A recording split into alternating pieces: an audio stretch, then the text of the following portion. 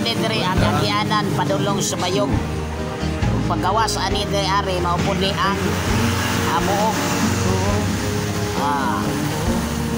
Daghang lutsanan kining maong karsada kay pwedeng mulusot dito sa Pagadian, pwede po mulusot dito sa Sidangan, pero daghang barangay ang agian. Kita niyo ulan lang karon nga panahon ug kanimo ni radio station Sian Radio medyo tugnang panahon kay ulan man. Nakoy kauban na rin nga si Kuan, si Saira Sirame Torak. Munang nagbuhay ng batanak, anak na sa kuang Mats, pero panaw na taon to si Mats Samuel. Ipaklaro na yung dagbuhay Sirame. Kana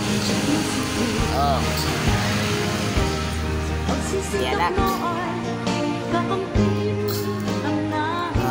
to tuwa dito kuning agiana des kita ni Agi.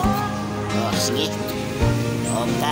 sige, salamat tayo mayong hapon ninyong tanan.